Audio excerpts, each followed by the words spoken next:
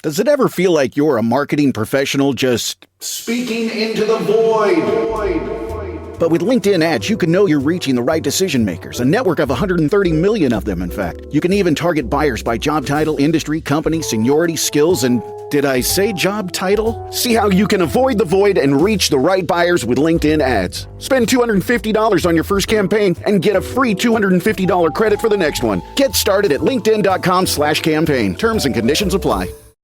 This episode is brought to you by Greenlight. Get this. Adults with financial literacy skills have 82% more wealth than those who don't. From swimming lessons to piano classes, us parents invest in so many things to enrich our kids' lives. But are we investing in their future financial success? With Greenlight, you can teach your kids financial literacy skills like earning, saving, and investing. And this investment costs less than that after-school treat. Start prioritizing their financial education and future today with a risk-free trial at greenlight.com/Spotify. Greenlight.com/Spotify.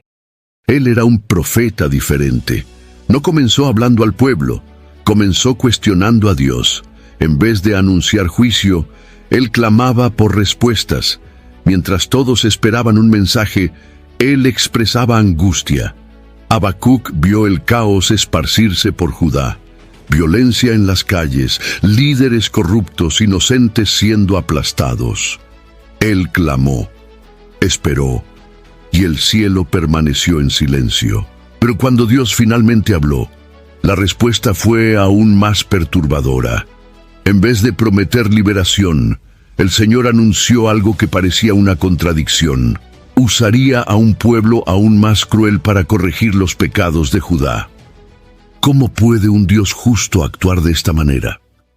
Habacuc surge en las páginas de la Escritura como un profeta que se atrevió a hacer preguntas que muchos temen formular. No era solo un portavoz de Dios, también era un observador atento de la decadencia moral, social y espiritual de su pueblo.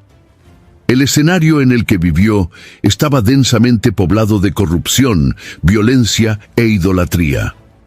No es posible precisar con exactitud su origen o trayectoria personal, pero la profundidad de su queja y el tono intimista de su libro indican a un hombre profundamente conectado con Dios y al mismo tiempo brutalmente honesto ante Él.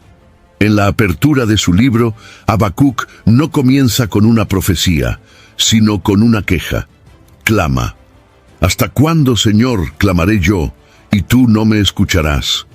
Una súplica registrada en el libro de Habacuc, capítulo 1, versículo 2. Ese grito revela un corazón cansado, frustrado por ver la injusticia triunfando entre su pueblo, sin que hubiera una intervención visible del cielo. Su pregunta es la misma que ecoa en el corazón de muchos, que al ver el mal prosperar, se preguntan dónde está la justicia divina. Habacuc no acusaba a Dios, sino que buscaba comprender por qué el Dios justo parecía indiferente al sufrimiento de los inocentes. El pueblo de Judá, en aquel tiempo, se sumía en una espiral de decadencia.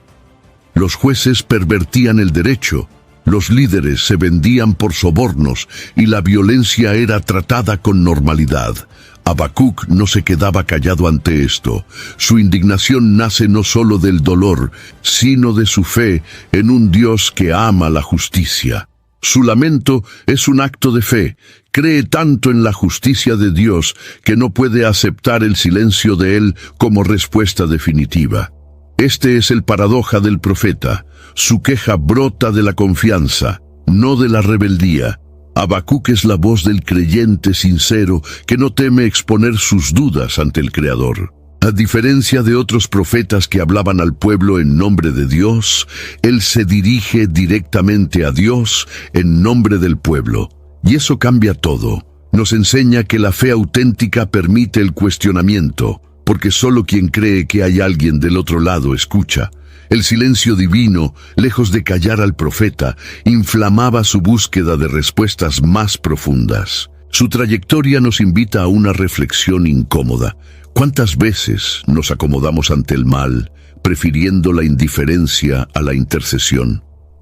Habacuc no huyó de la crisis. Enfrentó la realidad con valentía y un corazón sensible. Su libro no es un discurso moralista, sino una oración ardiente, un desahogo de un siervo que amaba tanto la justicia que se negaba a aceptarla ausente. Es en ese espíritu que su viaje se inicia. Existe un tipo de dolor que no puede ser descrito con palabras: el dolor de orar y no obtener respuesta. Habacuc conocía esa angustia. Durante mucho tiempo había intercedido por el pueblo de Judá, denunciado la corrupción, clamado por justicia, pero los cielos parecían cerrados. El eco de sus oraciones regresaba a sí mismo y el mal continuaba floreciendo. Esta experiencia de silencio divino es uno de los momentos más vulnerables de la fe, cuando el alma se siente sola, incluso creyendo que Dios está presente. La sensación de abandono que el profeta describe en su oración no es exclusiva de él. Muchos salmistas también experimentaron este silencio, como David en el Salmo capítulo 22, versículo 1, donde exclama: Dios mío, ¿por qué me has desamparado? El silencio de Dios a veces no significa indiferencia, sino maduración. El profeta, sin embargo, aún no sabía esto. Solo veía la ausencia, la demora, la continuidad del caos, y eso lo consumía por dentro. En medio de este escenario surge una enseñanza rara. Dios no se ofende con preguntas sinceras. Habacuc no blasfema, no acusa, sino que expone su corazón herido. Enseña que no es falta de respeto llevar nuestras dudas a Dios, sino más bien un signo de una relación verdadera. Si no podemos ser honestos con el Creador, ¿con quién más lo seríamos? El silencio divino, cuando se comprende desde esta perspectiva, se transforma en un espacio para escuchar, donde Dios moldea nuestra fe antes de responder a nuestros anhelos. La espera se convierte, en este contexto, en un campo fértil para el crecimiento espiritual.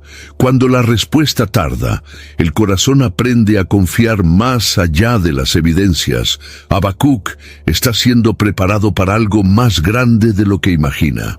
El propio silencio de Dios está cargado de sentido, aunque no comprensible en ese momento.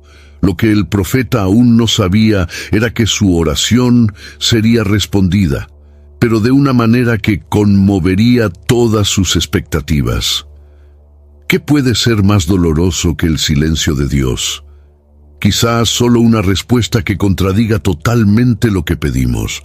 Y es exactamente esto lo que sucede con Habacuc en el próximo momento de su viaje. Al abrir los labios para responder, Dios no consuela al profeta, sino que le revela algo aún más inquietante. El silencio, ahora, da lugar a una voz. Pero no es lo que el corazón de Habacuc esperaba escuchar. Cuando finalmente Dios rompe el silencio, la respuesta que ofrece a Habacuc es desconcertante. No hay promesas inmediatas de restauración ni anuncios de justicia que se realicen entre los líderes de Judá. En lugar de eso, el Señor declara que está levantando a los caldeos, un pueblo despiadado, cruel, sediento de poder, como instrumento de su juicio. Esto está registrado en el libro de Habacuc, capítulo 1, del versículo 5 al 11. La noticia es devastadora. Habacuc no estaba preparado para esto. Él esperaba redención, pero recibe juicio. Esperaba consuelo, pero escucha destrucción. La reacción del profeta es de profundo asombro. ¿Cómo podría un Dios santo, que no puede contemplar el mal, usar una nación aún más impía que Judá para castigar a su pueblo? El plan divino parece contradecir la propia justicia que Habacuc tanto defiende. La crisis de fe se intensifica, pues ahora no es más el silencio que atormenta al profeta, sino la palabra de Dios. When you want your spring break to feel like... and your kids' pool day to feel like... and your hotel bed to feel like... ooh, and room service to feel like... Because at Hilton, hospitality feels like... Your cabana's ready. Would you like fresh towels? It matters where you stay. Book now at Hilton.com. Hilton, for the stay. So good, so good, so good. New year, new gear. Thousands of fresh active styles are at Nordstrom Rack stores now. Save on top brands like Nike, Puma, and Free People, starting at just $35. How did I not know Rack has Adidas? There's always something new. Plus, join the Nordy Club to shop new arrivals first, unlock exclusive discounts, and more. Great brands, great prices. That's why you Rack. TaxAct can think of a million things more fun than filing taxes. TaxAct is going to name some now. Sitting in traffic. Folding a fitted bedsheet. Listening to your coworker talk about his fantasy team. Digging a hole. Digging an even larger hole next to that original hole. Unfortunately, TaxAct's filing software can't make taxes fun. But TaxAct can help you get them done. TaxAct. Let's get them over with. La respuesta recibida es tan dolorosa como la ausencia que la precedió. Aquí emerge uno de los mayores dilemas teológicos del libro. ¿Dios puede usar a agentes impíos para cumplir sus propósitos santos? La respuesta, aunque difícil, es afirmativa. En diversas ocasiones en las Escrituras, el Señor se vale de reinos extranjeros para corregir y disciplinar a Israel y Judá. Esto no significa que Dios apruebe la maldad de esos pueblos, sino que Él es lo suficientemente soberano para transformar incluso el mal en herramienta para un bien mayor. Esta es una verdad que desafía la lógica humana y exige una fe madura para ser asimilada. Lo que Habacuc comienza a entender es que Dios no actúa según nuestras expectativas. La justicia divina no se limita a las categorías humanas de correcto e incorrecto. Hay momentos en que la respuesta de Dios desconstruye nuestros anhelos más sinceros, no por crueldad, sino porque su sabiduría sobrepasa la nuestra. El profeta, en ese momento, es forzado a revisar sus certezas y renunciar a su comprensión limitada para abrazar una revelación mayor. El camino de fe, a partir de este punto, no se basará más en sentirse comprendido por Dios, sino en confiar, incluso cuando no se entiende. Habacuc entra en una nueva fase. No es más el profeta que clama, sino el hombre que necesita lidiar con el impacto de una respuesta divina que quiebra sus expectativas. Este es el inicio de una transformación interior que moldeará todo el resto de su jornada espiritual. La mención de los caldeos como parte del plan divino no solo sorprende a Habacuc, sino que también nos confronta con una de las mayores tensiones de la fe. El hecho de que Dios puede utilizar agentes impíos para ejecutar sus designios. Los caldeos, también conocidos como babilonios, eran una potencia militar en ascenso, conocidos por su brutalidad, por la dominación implacable y por el desprecio a cualquier moralidad que no sirviera a sus intereses.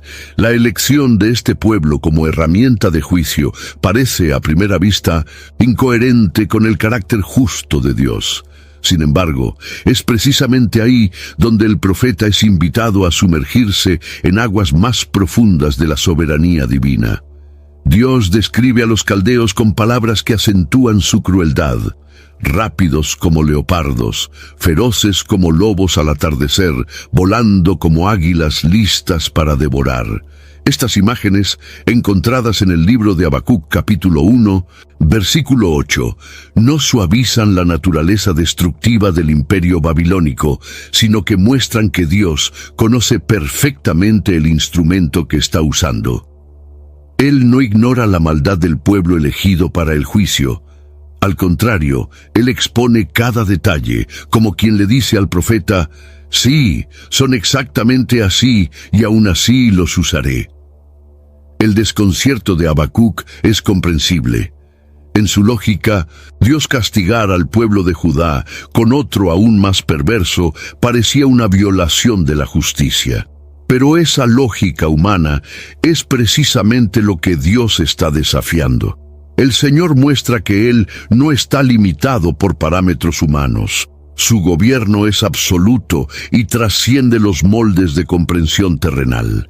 Esto no significa que Él sea injusto, sino que su justicia no se curva a la superficialidad de las apariencias o a la linealidad de nuestros juicios. El uso de los caldeos revela que Dios no solo corrige a su pueblo, sino que también juzga a las naciones. Aunque los caldeos son usados como instrumento de disciplina, su propia maldad no será ignorada. También serán responsables por sus pecados. Esto se vuelve claro más adelante en la profecía, donde el propio Dios anunciará el juicio contra ellos. Aquí aprendemos que el hecho de que Dios permita algo no significa que Él lo apruebe o que el mal quedará impune. Todo está bajo su control y será tratado a su debido tiempo. Este momento enseña que la justicia de Dios no se limita al presente ni a nuestro sentido de urgencia. A veces, el propio mal se convierte en una herramienta para revelar el bien, y aun aquello que parece contradictorio en la eternidad se ajustará al plan mayor del Creador.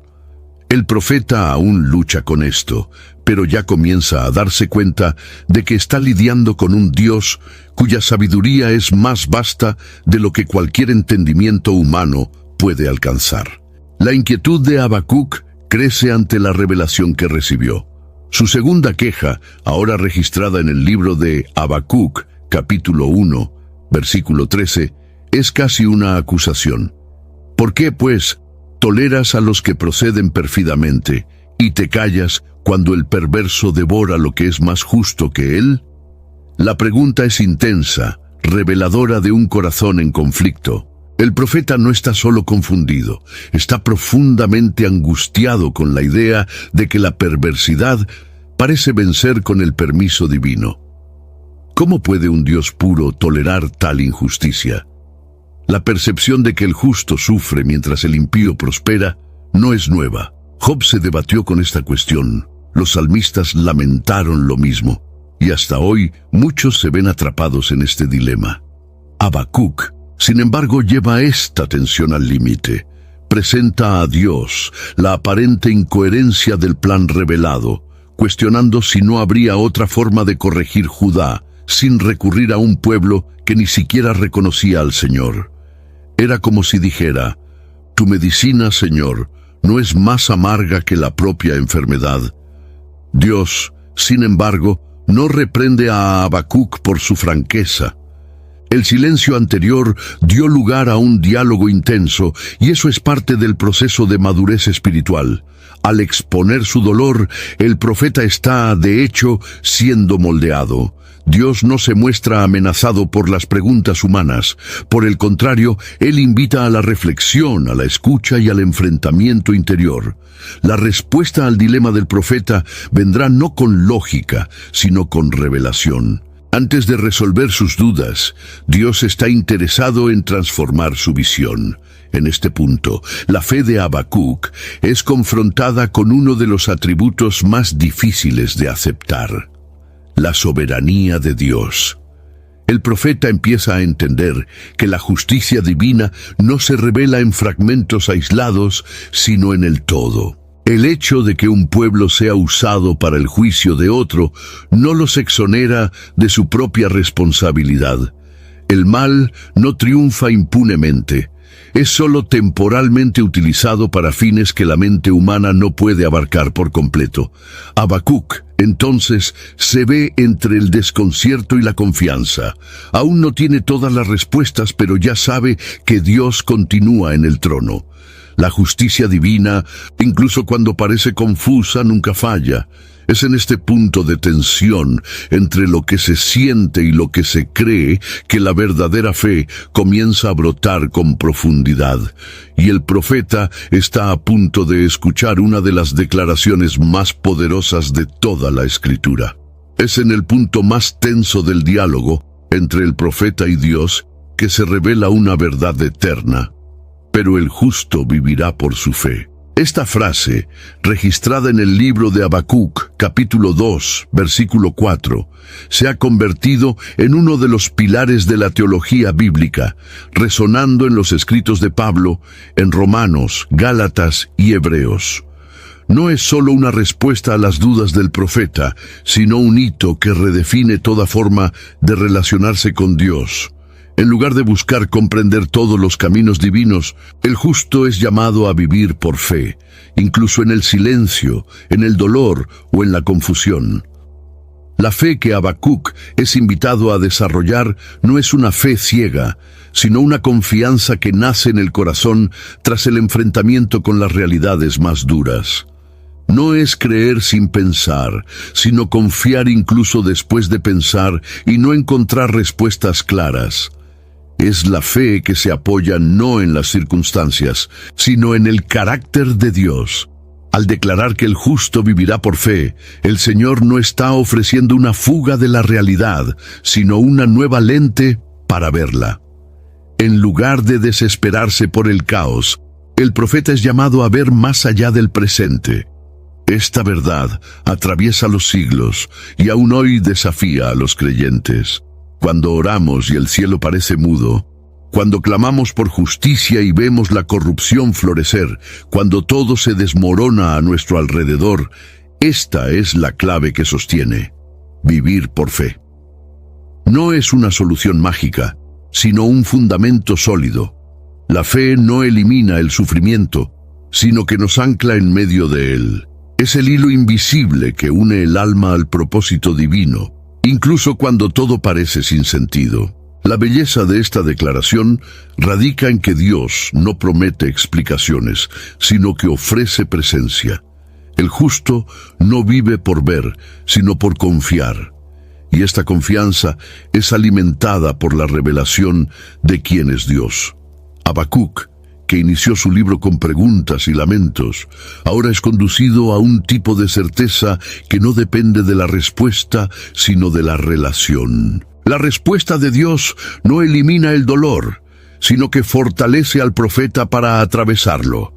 Este versículo transformador se convertiría siglos después en el detonante de la Reforma Protestante y en la base teológica para grandes movimientos de fe a lo largo de la historia.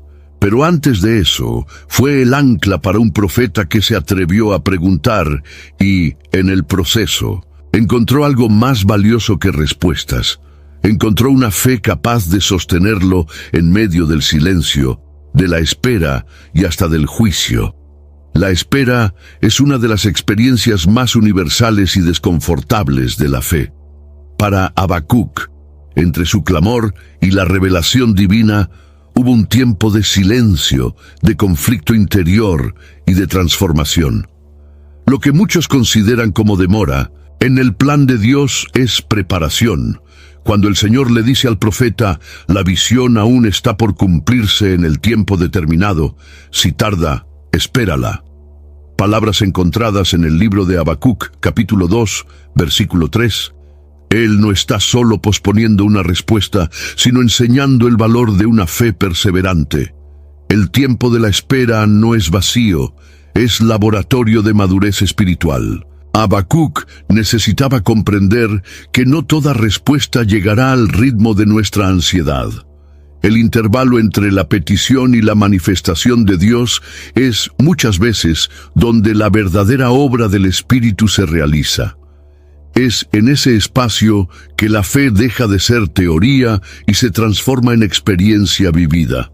El profeta, antes impaciente por justicia inmediata, ahora es invitado a observar, escribir la visión y esperar su cumplimiento.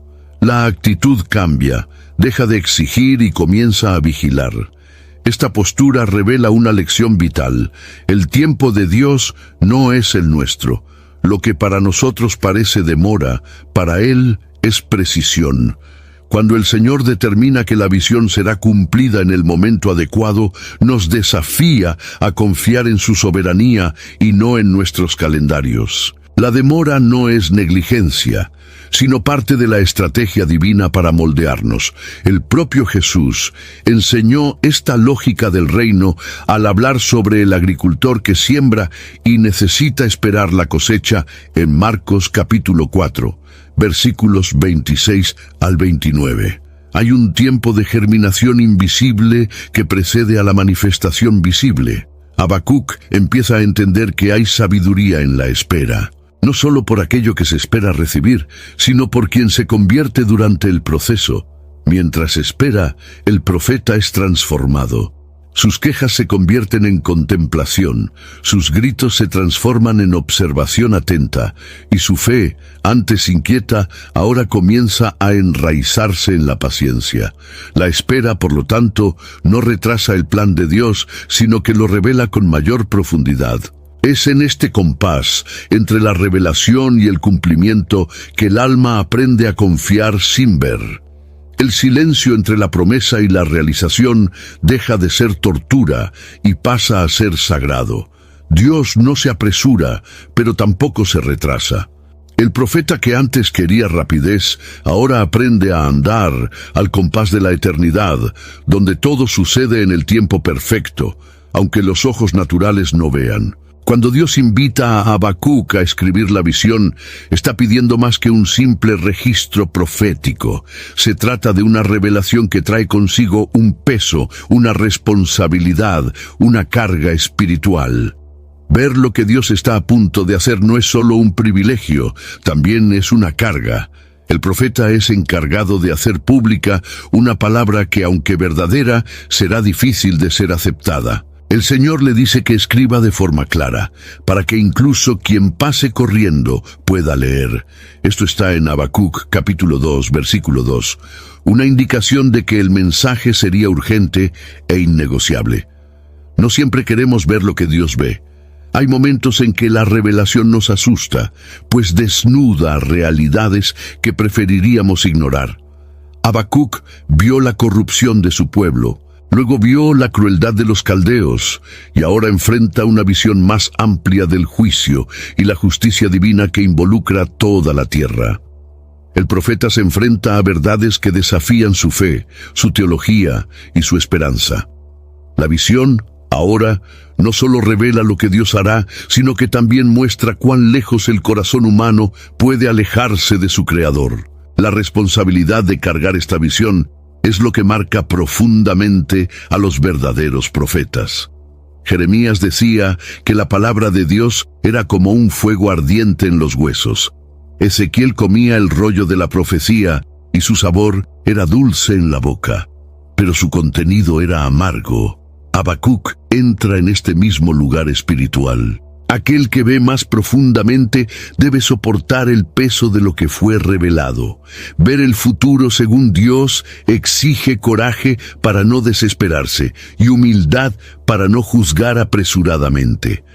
Al ser llamado a escribir la visión, Habacuc se convierte en un puente entre el cielo y la tierra. Su función ahora no es solo clamar por justicia, sino anunciar lo que vendrá y preparar al pueblo para soportar lo que Dios ha determinado. Se da cuenta de que su dolor inicial lo llevó a un lugar más elevado, donde el sufrimiento se transforma en misión. La visión recibida no es solo para él, sino para todos los que vendrían después. Su fidelidad al escribirla garantizaría que generaciones tuvieran acceso a la verdad revelada. El peso de la visión no destruye al profeta, sino que lo purifica. El dolor de ver lo invisible lo conduce a un lugar de entrega más profunda. Habacuc deja de luchar contra los métodos de Dios y pasa a inclinarse ante su voluntad. Aprendió que ver más allá de lo obvio es un don, pero también una cruz. Y quien acepta ver lo que Dios muestra debe estar dispuesto a cargar el impacto de eso en el alma. Hasta aquí, Habacuc se debatía con la aparente injusticia del uso de los caldeos como instrumento de corrección. Sin embargo, al avanzar en el texto, encontramos un momento crucial. Dios no solo revela que usará a los caldeos, sino que también anuncia su juicio. En el capítulo 2, De los versículos 6 al 19, el Señor pronuncia 5 ayes contra ellos. Son declaraciones de juicio, denuncias contra su avaricia, violencia, embriaguez, inmoralidad e idolatría. Dios muestra que está atento a las acciones de los caldeos y que su maldad también será pesada en la balanza divina. Cada ay funciona como una sentencia específica. El primero es contra la avaricia que los llevaba a saquear naciones. El segundo, contra la arrogancia de quienes construían ciudades con sangre. El tercero, denuncia la explotación y la deshumanización. El cuarto, reprende la inmoralidad y embriaguez. Y el quinto, condena la idolatría ciega e inútil. Estos ayes revelan que ningún mal será ignorado. Los caldeos, aun siendo usados por Dios, no escaparían de su propia cosecha. El juicio no es parcial. El Señor no tiene 2 pesos y 2 medidas. Habacuc, que antes veía solo la injusticia aparente, ahora atestigua la justicia completa.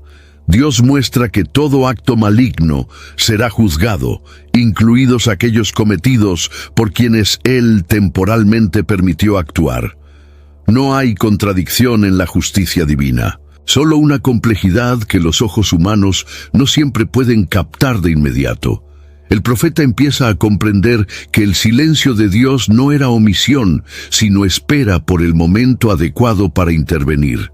Estos ayes también funcionan como un aviso para todas las naciones. Dios no es solo el Dios de Israel, Él es el Señor de toda la tierra. Su juicio no conoce fronteras políticas o étnicas. La justicia divina alcanza a todos los que practican la injusticia, sean judíos, caldeos o cualquier otro pueblo. Habacuc, al escuchar estas declaraciones, encuentra alivio. Ve que Dios no solo responde, sino que responde con precisión, justicia y equidad. Al final de este oráculo, algo cambia en la atmósfera espiritual del texto. El profeta que cuestionaba pasa a contemplar. La revelación del juicio completo alivia parte de la tensión interior de Habacuc. Ahora entiende que Dios no dejó el mal sin respuesta. Solo estaba esperando el momento correcto para actuar con perfección. Y cuando Dios habla, cada palabra lleva el peso de la eternidad y el sello de su justicia inquebrantable. Habacuc, después de oír los 5 ayes proferidos por Dios contra los caldeos, se encuentra con una escena simbólica que trasciende el tiempo, la comparación entre la idolatría vacía y el Dios vivo que habla. En el capítulo 2, versículo 18 al 20, el Señor confronta la práctica de confiar en imágenes esculpidas por manos humanas, objetos que no pueden hablar. La crítica no es solo teológica, sino profundamente existencial. El contraste es directo. Mientras los ídolos son mudos, inertes y dependientes de quienes los fabrican, el Dios de Israel es quien responde, quien actúa, quien se manifiesta. La ironía es notable. El hombre hace un objeto, lo recubre de oro o plata, y luego se inclina ante él como si fuera fuente de poder y salvación. Esta crítica a la idolatría no se limita a las estatuas físicas. Se extiende a cualquier sustituto que el corazón humano eleva por encima de Dios. Y esto incluye poder, riqueza, ideologías, estatus. Habacuc denuncia no solo la idolatría de los caldeos, sino una tendencia presente en toda la humanidad. Buscar seguridad en fuentes que no tienen vida. El profeta empieza a percibir que la gran tragedia de la idolatría es la sustitución del diálogo con Dios por un monólogo interno. El ídolo no responde, no confronta, no corrige, confirma las ilusiones de quien lo adora. Ya el Dios verdadero habla, y cuando habla transforma. Puede callar por un tiempo, pero cuando decide manifestarse, su voz sacude estructuras. Redefine historias y cambia destinos.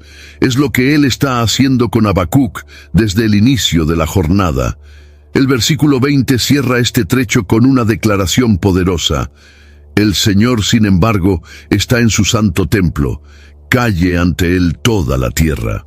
Aquí, el silencio asume un nuevo significado, no más el silencio de la ausencia, sino el silencio reverente ante la presencia. Ahora es la tierra la que se calla, no por desesperación, sino por temor y admiración. Habacuc aprende que el silencio de Dios nunca fue vacío, sino cargado de autoridad.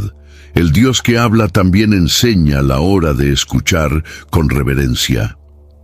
En este punto de la narrativa, la madurez espiritual del profeta se vuelve evidente. Ha pasado de un estado de inquietud a una postura de adoración. El contraste entre el ídolo que no habla y el Dios que reina cambia completamente su perspectiva. Habacuc está listo para algo nuevo, no solo para escuchar, sino para reaccionar con fe ante lo que ha oído. Welcome to Sephora. I'm looking for a perfume that's not too perfumey. I got you. Serum moisturizer or moisturizer serum. Let's get into layering. My concealer is making me look worse. Sounds like the wrong shade. Let's get you matched. There's only one store that really gets what you're going for. Get beauty from people who get beauty. Only at Sephora. Let's get you a basket. A lo largo del camino de Habacuc, uno de los elementos más marcantes fue el silencio de Dios. El silencio inicial, que parecía ausencia, ahora revela su verdadera función: enseñar. La pedagogía divina se manifiesta muchas veces en el espacio entre el clamor humano y la respuesta celestial. Ese silencio, lejos de ser desprecio, es una forma de conducir el corazón a la profundidad, de provocar reflexión y de desarrollar la fe. Es en ese intervalo que el carácter se forja y la relación con Dios se prueba y se purifica. Y Habacuc aprendió que no toda respuesta necesita venir en el momento de la petición. El propio libro de Eclesiastés, capítulo 3, versículo 7, nos recuerda que hay tiempo de callar y tiempo de hablar. Dios, como un maestro hábil, sabe cuándo debe hablar y cuándo debe permitir que el silencio cumpla su función formadora. El silencio divino tiene el poder de provocar lo que ninguna respuesta inmediata conseguiría: una búsqueda intensa, una autoevaluación sincera y una fe que no se basa solo en sensaciones. El silencio de Dios es una escuela para quien está dispuesto a aprender. Él enseña paciencia a quien está acostumbrado a la prisa, enseña dependencia a quien confía demasiado en sí mismo y enseña reverencia a quien ha perdido el sentido de lo sagrado. Habacuc experimenta todas estas lecciones a lo largo de su diálogo con Dios. El profeta, que antes cuestionaba la justicia divina, ahora contempla su grandiosidad en silencio reverente. Él entiende que hay más aprendizaje en el silencio que prepara que en la respuesta que conforta. Este proceso es profundamente actual. ¿Cuántas veces, ante oraciones aparentemente ignoradas, nos somos llevados a creer que Dios nos ha abandonado?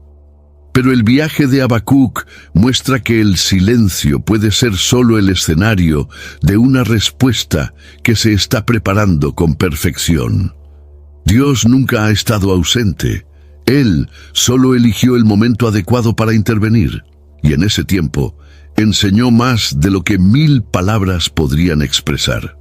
Al mirar hacia atrás, el profeta no ve más el silencio como un vacío, sino como una pausa estratégica para transformar su corazón. La ausencia de respuesta inmediata no fue un castigo, sino un llamado a la profundidad. Y es con este entendimiento que Habacuc avanza hacia el momento más sublime de su experiencia: la transformación del lamento en alabanza, de la inquietud en confianza, de la duda en canto. La vuelta espiritual de Habacuc es uno de los momentos más marcantes de toda la profecía. Aquel que comenzó su camino clamando por justicia, perplejo con el silencio de Dios, ahora canta. En el capítulo 3, el tono cambia completamente. No hay más preguntas, no hay quejas, hay adoración. El profeta eleva una oración en forma de poesía, llena de referencias al poder de Dios manifestado a lo largo de la historia. Él recuerda las obras del Señor desde los días de Temán y Parán, en una clara alusión a la travesía del desierto y a la presencia gloriosa que acompañó al pueblo en su liberación. Esto puede ser leído en Habacuc, capítulo 3, versículos 3 al 5. Lo que le sucedió a Habacuc no fue un cambio en las circunstancias, sino en su interior. El pueblo aún enfrentaría el juicio, los caldeos aún representaban una amenaza, pero el profeta ya no era el mismo. El clamor angustiado dio paso a un canto de exaltación. Él comenzó a ver a Dios por encima de las circunstancias. El profeta encontró en el carácter divino la base de su paz. Este es un punto esencial de la espiritualidad bíblica. La verdadera transformación no es cuando todo cambia a nuestro alrededor, sino cuando somos cambiados por dentro. El canto de Habacuc está lleno de imágenes fuertes que retratan la majestad divina como una tormenta que marcha sobre la tierra. Él ve a Dios viniendo a salvar a su pueblo, montado en caballos, con rayos saliendo de sus manos. Son imágenes poéticas, pero cargadas de teología. No solo sirven para adornar el texto, sino para afirmar que Dios no es indiferente a la historia humana. Él se levanta, interviene, sacude los reinos y salva a los suyos. El profeta ahora canta, no porque todo esté resuelto, sino porque confía en lo que Dios hará. Este cambio de postura nos enseña que la alabanza verdadera nace muchas veces en medio del dolor. No es fruto de la negación de la realidad, sino de la elección de confiar, incluso cuando parece sombría. Habacuc no espera el final de la tormenta para alabar, él canta en medio de ella. Esto es fe madura, es la certeza de que Dios sigue siendo Dios, independientemente de las circunstancias. El profeta entendió que, aunque el mal parezca prevalecer por un tiempo, el final de la historia pertenece al Señor. Al transformar su angustia en canto, Habacuc deja un legado espiritual que resuena hasta hoy. Él nos muestra que el viaje de la fe puede comenzar con preguntas, pero no necesita terminar en ellas. El profeta encontró en la presencia de Dios un lugar seguro para su alma. Y fue en ese encuentro que nació su canción, no de euforia, sino de reverencia, confianza y profunda esperanza. Habacuc cierra su libro con una oración que es, al mismo tiempo, un himno de exaltación y un testimonio de rendición. El profeta, que inició su jornada clamando con angustia por justicia, ahora transforma sus palabras en adoración. El capítulo 3 de su libro es una composición litúrgica, posiblemente usada entre los levitas, marcada por el término Selah, común en los salmos, indicando una pausa meditativa. Este detalle refuerza que su oración es más que súplica, es alabanza. Habacuc no espera que todo mejore para adorar. Él adora incluso sin ver la mejora. La oración comienza con reverencia. Oí, Señor, tu palabra y temí, como está escrito en Habacuc capítulo 3, versículo 2. Este temor no es miedo paralizante, sino reconocimiento de la grandeza de Dios.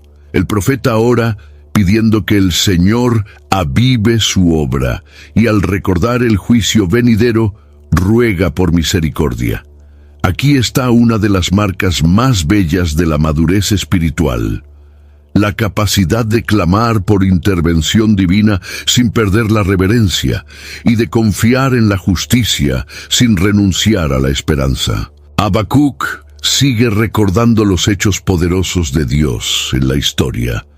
Él menciona manifestaciones divinas en el pasado, recordando que el Señor ya intervino de forma gloriosa para salvar a su pueblo. Las imágenes evocadas, como la presencia de Dios moviéndose por los montes, la tierra temblando, el sol y la luna deteniéndose ante su luz, son ecos de eventos como el éxodo de Egipto y la conquista de Canaán. El profeta no necesita milagros actuales para alabar, pues se apoya en la fidelidad de Dios demostrada a lo largo de las generaciones. Al poner sus esperanzas en el Dios de la historia, Habacuc nos enseña a mirar hacia atrás con gratitud y hacia adelante con confianza. Él no niega la realidad presente, sino que elige anclarse en lo que es eterno. La oración que comienza con temor se transforma en celebración, pues él percibe que, incluso si todo falla, Dios no fallará. Su alma encontró un nuevo suelo, ya no en las respuestas que esperaba, sino en la presencia constante del Señor. Lo que debería ser solo el cierre de un libro se convierte en el punto más alto de una transformación espiritual. Habacuc no es más el mismo hombre del principio. Su oración es un testimonio vivo de que el encuentro con Dios lo cambia todo, incluso cuando las circunstancias permanecen difíciles. Alabar en el valle es diferente de cantar en la montaña, y el profeta, ahora, canta desde lo más profundo del alma. Llegamos al ápice del mensaje de Habacuc con una de las declaraciones más valientes y profundas de toda la Escritura. Él dice: «Aunque la higuera no florezca, ni haya fruto en la vid, el producto de la oliva falte, los campos no produzcan alimento, sin embargo, me alegraré en el Señor». Palabras registradas en el capítulo 3, versículo 17 al 18. Esta confesión no es teórica, nace de un corazón que ha atravesado la crisis, enfrentado el silencio de Dios, ha sido confrontado por la justicia divina y al final ha elegido confiar incluso sin garantías visibles. Habacuc enumera una serie de tragedias económicas que para el pueblo agrícola de su tiempo representarían un colapso total. Higuera, vid, oliva, campos, ovejas, ganado, todo lo que sostenía la vida y la dignidad de una familia podría perderse. Y incluso ante esta posibilidad, el profeta declara su alegría. Esto no es negación de la realidad, sino una elección espiritual deliberada. Él decide alegrarse en Dios, no en los resultados. Este tipo de alegría es diferente de la euforia circunstancial. Es una alegría fundamentada en el carácter de Dios y no en las circunstancias. Habacuc comprende que el Señor es suficiente incluso cuando todo falta. Él descubrió que la presencia de Dios es más valiosa que la prosperidad de los bienes. Su fe maduró hasta el punto de desvincular su adoración de las circunstancias externas. Y este es un punto vital para cualquiera que desee caminar con Dios en profundidad. Esta postura profética desafía la lógica humana, especialmente en una cultura que mide la bendición por resultados. Habacuc nos muestra que el verdadero contento no está en lo que se tiene, sino en quien se conoce. Su declaración es un acto de resistencia espiritual contra la desesperación, un recordatorio de que es posible tener paz incluso en medio de la escasez y que es posible tener alegría incluso cuando la cosecha no llega. Él no adora a Dios por lo que Él da, sino por quien Él es. Esta actitud apunta a una espiritualidad madura que se mantiene firme cuando todo lo demás se desmorona. Habacuc nos enseña que la fe verdadera no es un contrato de intercambio, sino una alianza de confianza. Y quien confía de verdad puede decir con él que incluso sin higos, vides, ovejas o campos fértiles, aún así hay motivo para alegrarse, porque el Señor es la fuente que nunca se seca. La última frase del libro de Habacuc no termina con una promesa, sino con una declaración de fe inquebrantable. El Señor Dios es mi fuerza, y hará mis pies como los de las gacelas, y me hará andar sobre mis alturas, como está escrito en Habacuc, capítulo 3, versículo 19. Esta afirmación resume todo el viaje del profeta. Él comenzó en la oscuridad de la duda, pasó por el dolor de la revelación, atravesó el silencio divino y llegó a la cima de la confianza plena. no dice que será perdonado de la lucha, sino que será fortalecido para enfrentarlo. La imagen de las gacelas, animales ágiles que se mueven con seguridad por terrenos empinados y peligrosos, es una metáfora poderosa para la fe que se adapta, se equilibra y vence los caminos difíciles. Habacuc no espera más un camino plano. Confía en que tendrá estabilidad incluso en los terrenos resbaladizos. La confianza del profeta ahora no está en el cambio de la carretera, sino en la firmeza que Dios le dará para recorrer cualquier viaje. Esta fe no es la que exige explicaciones, sino la que se fortalece en la presencia. Habacuc aprendió que Dios no necesita justificar sus caminos para ser digno de confianza. La fe que vence el silencio es aquella que se alimenta del carácter de Dios, no de la cantidad de señales. No necesitó ver la victoria sobre los caldeos para descansar, solo le bastó saber que Dios estaba en control, que la justicia vendría a su tiempo y que nada escaparía de los ojos del Eterno. El final del libro nos deja un mensaje esencial. La fe que vence el silencio es aquella que elige confiar incluso cuando la lógica falla, incluso cuando los resultados no aparecen, incluso cuando las promesas parecen distantes. Habacuc no recibió todas las respuestas, pero recibió algo mejor, una nueva visión de Dios y de sí mismo. Aprendió a confiar en la oscuridad, y esa confianza lo elevó espiritualmente a lugares donde solo los valientes pueden llegar.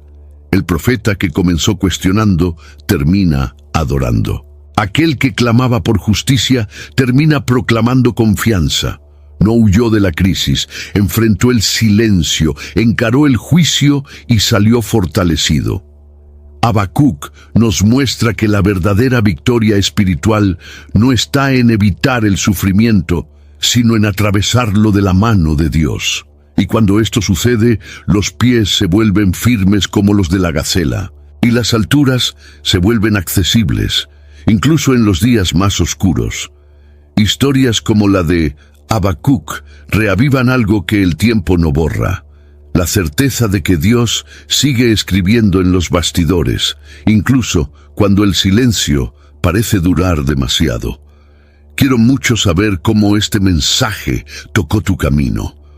Comparte tu percepción en los comentarios.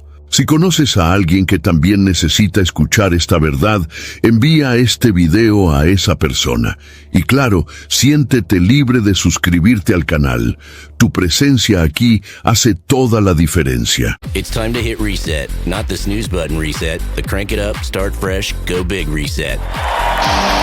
Dave's Killer Bread believes greatness starts with killer taste, killer nutrition, and now a shot to rock your reset for real. Kick off the new year with an epic sweepstakes. Enter for a chance to win VIP concert prize packs with round-trip airfare, luxury hotel stay, and much more. So reset your routine, reset your own soundtrack, reset your expectations. Enter and see full rules for the Rock Your Reset sweepstakes at daveskillerbread.com/reset.